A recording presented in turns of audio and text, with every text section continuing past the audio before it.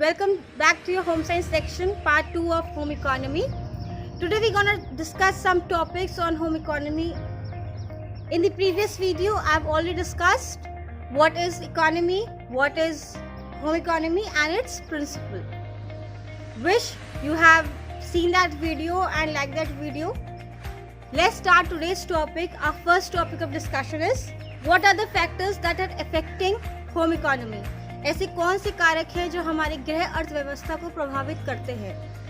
The first point, the standard of living of a family. परिवार के रहन सहन का स्तर. This is the first point which affects the home economy. कैसे?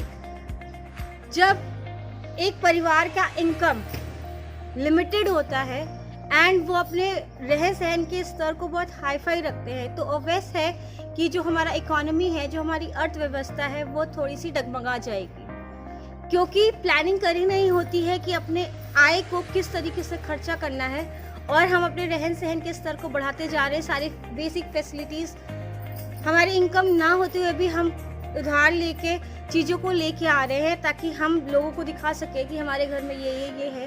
तो भले लोगों को तो हम दिखा सकते हैं, लेकिन हमारी जो अर्थव्यवस्था है वो बिगड़ जाती है. तो इस तरीके से ये एक पहला रीज़न है जो हमारे गृह अर्थव्यवस्था को प्रभावित करती है. इस स्तर को रखने के लिए हमें एक प्रॉपर प्लानिंग की ज़रूरत होती है ताकि हमें पता हो कि जितना हमारा इनकम है हम उतना ही व्यय करें, हम उतना ही एक्सपेंडिचर घर में लाएं और उस हिसाब से खर्च करें. ठीक. अब आता है हमारा second point, proper planning.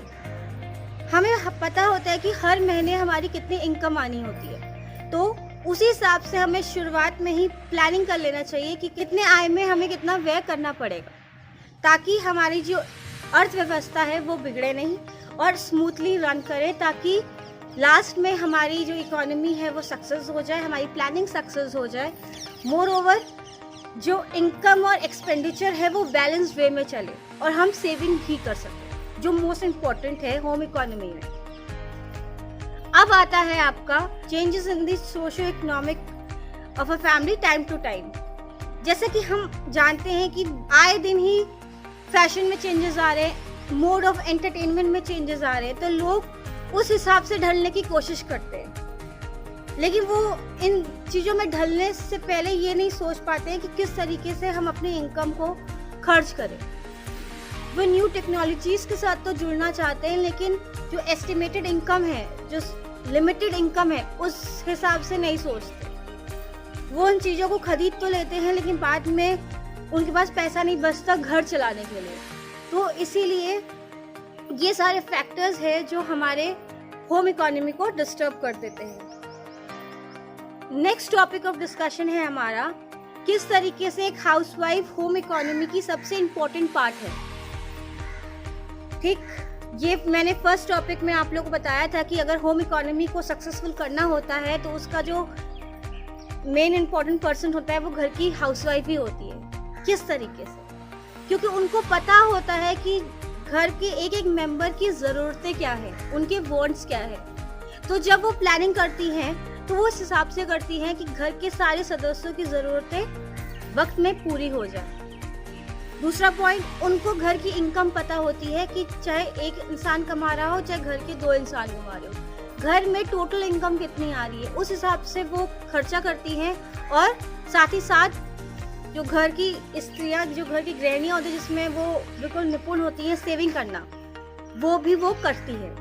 Last वो उसमें भी मदद करती है जब घर की इनकम कम होती है और घर की नेसेसिटीज़ थोड़ी बढ़ जाती हैं, तब वो अपने फैमिली मेम्बर्स को एनकरेज करती हैं कि हम अपने इनकम को और कैसे बढ़ा सकते हैं. फॉर एग्ज़ाम्पल हो सकता है कि वो खुद बाहर जाकर अपने एजुकेशन के हिसाब से वो नौकरी कर रही हो, या अपने घर में जो बच्चे हैं अगर उनकी एज है काम करने वाली, तो वो उनको एनकरेज करती है कि अब एज है, क्वालिफिकेशन पूरी हो गई है, जाके बाहर काम कर सकते हैं. इसीलिए कहा जाता है कि अर्थव्यवस्था, गृह अर्थव्यवस्था में गृहिणियों का महत्व सबसे महत्वपूर्ण होता है. अब हम बात करते हैं वांट्स की. What is want? आवश्यकता किसे कहते हैं? आवश्यकता जिसे हम इंग्लिश में वांट कहते हैं, किसी वस्तु को प्राप्त करने की वह इच्छा है जिसे पूरा करने के लिए मनुष्य में योग्यता है और उसके लिए वह करने के लिए तैयार है। उसको हम बोलते हैं आवश्यकता, वांट्स।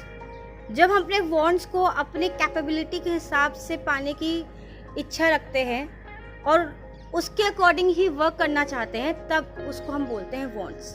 अब हम बात करते हैं अपने बेसिक नेसेसिटीज़ या बेसिक वांट्स की, जिनको हमें सेटिस्फाई करना ही पड़ता है एनी हाउ, चाहे हमारी इनकम कम हो चाहे इनकम हमारी बहुत ज़्यादा हो।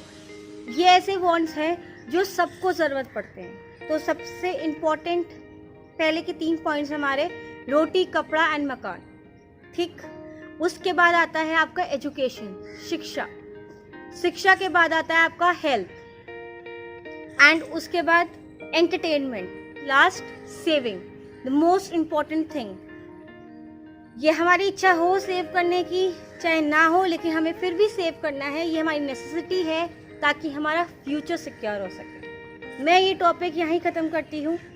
आई होप आपको होम इकोनॉमी पार्ट 2 वीडियो पसंद आई होगी। पूरी वीडियो देखने के लिए बहुत बहुत शुक्रिया।